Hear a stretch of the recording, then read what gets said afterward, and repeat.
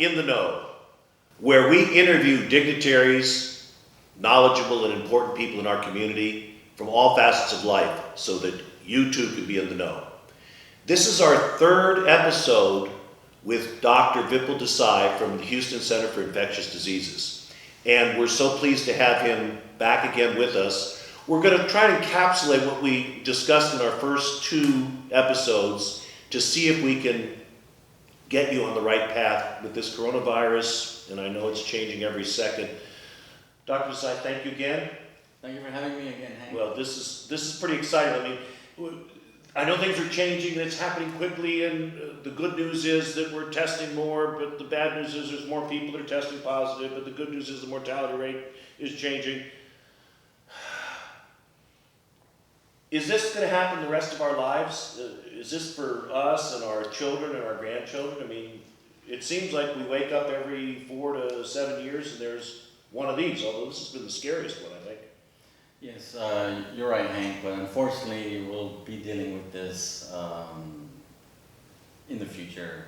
And in the previous episodes I have spoken about these live animal markets, and that's one way of like maybe having these sort of these epidemics, pandemics going on, but it's not the only way. We do have these microscopic organisms they're alive, and they want to be alive, and they will find ways to change internally or externally through proteins or the different mechanisms to even enzymes that will form to deactivate even the medications that we produce. So they will find ways to become smarter. So you're right, but we will have to continue to deal with things like this, and they'll continue to happen. So we're fighting for our survival and they're fighting for theirs? Absolutely right. Holy smokes. So I mean, those little corona things you see in the drawings, I mean, they're tiny, aren't they, microscopic? We're fighting them in order to live our lives. Correct. And they're battling us just as well. Correct, yes. And they will find smallest changes. For example, like the influenza, the flu vaccine has to be changed every year because there is a particular change in the molecule. I don't want to go into detail, but it will change for the following year. And that's the evolution of the virus. Evolution of the virus. And the CDC, along with other agencies, will have to predict 6 months in advance to see where this is going, and they look at the birds and aquatic animals and see where we're going, and they try to guess to see how the vaccine is going to work the best. And this way they can let the pharmaceutical companies know to make it, because it takes about 6 months to get it up and running. This year we've done pretty good. We're probably around 45% with adults, about 55% with children, but the previous year we were probably at 29% success. Really? Was it because the speculation, the guess of what it was not as close? Oh wow! So are they like in a lab making this stuff reproduce itself, or how are they figuring out what direction it's going in? That it's a very, very difficult way that they do it, and they look at animal migrations and what's happening to them, because that's how it's being passed on. Yeah. All right. So the bulk of it does come from live animal markets, or from live animals that it then somehow is able to get into us. Correct. So are we doing the right things in this country with our live animals and our food processing and so on? Or would we run the risk of something like this actually appearing here as the origin? I feel like we always will have, irrespective of the country, but the more regulations and more we watch would be better, I guess. We do have the FDA, and we have a little bit more stricter guidelines here, which the other countries had it that way as well. But we could see things here as well. Really? So basically, but the guidelines, whether it's the FDA and then what the CDC looks in on that, I mean, although I know there's businesses or there's lobbies that say, well, we shouldn't be doing this, or we shouldn't be doing that, or you're trying to be too restrictive, but that's all in the interest of public health, though. Absolutely right, yes. 100%. 100%, yes. Okay. So, has this been going on for centuries? I mean, like, I don't know, it was the Black Plague or the something fever or the scarlet something. I mean, were all these are just the same thing, pandemics that? Similar thing, the coronavirus, we've known it since the 1960s. If you look at its ancestry, it goes 8,000, 10,000 years before, because it was in other animals, from bats to pigs, cattle, coronavirus. But if you follow this ancestry, it goes way back. But in the humans and stuff, from 1960s onwards, we've known about it. But the influenza has been around, the 1918, the Spanish flu. Right. Well, that was devastating. A couple of 100,000. So we will continue to have this if we don't respect Mother Nature, if we don't understand what we're dealing with, even though they're microscopic, they can be very dangerous, as we are finding out now. How do you feel personally about all of the protocols that have been put in place across the country, and the closures of schools and the restaurants and the gatherings? That, I mean, you, once again, like we talked about in an earlier episode, I mean, you've been living in the danger zone, so to speak, and very carefully, obviously, and so on, but are we overreacting? No. And I don't want to put you on the spot, but I mean, Yeah. No. you didn't stop your life because you had an office with infectious disease you're treating. Well, let me answer that question. I don't want you to tell me about this one patient where you were able to Sure. experiment with various different things to help him. I don't think that we are overreacting. I feel like when something like this happens, we need to have a more communication among the scientists. I feel like the voice needs to be the researchers, the scientists, the physicians, the NIH, the CDC. They need to be our voices, and kind of do more of a national sort of an approach rather than have these local approaches, because one county will implement this, the other county will implement that. That doesn't really help out, because as much as we move around. The other thing is that if there is something happening, say for example in Wuhan, in the Hubei province, if we had lockdown very fast, very quickly, there are 60 flights that come out of that airport. I mean, I feel like if we had clamped down on that quickly, then we could have possibly stopped this spread. But that being said, now I feel like we are doing what we need to be doing.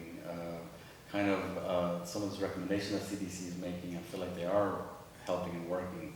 Not only washing hands, not only touching our face, social distancing is very, very important. Smaller groups gathering, having limitations. It will hurt our economy, but I feel like if we don't do this, We may not be around to be part of the economy. yes, yeah, it will hurt us. I feel like the way we're testing and as things are moving around, we will get worse over the next 2-3 weeks. But then I feel like with the things that we are implementing and people are following, is actually going to help in the long run. Bravo for that. So, word to the wise is, please follow protocols and don't feel like it's imposition on your life, because basically you would be imposing on someone else's life if you were to cause them to get sick and they didn't have the resistance necessary. Recently, you're working with a lot of different people, but recently you were working with someone.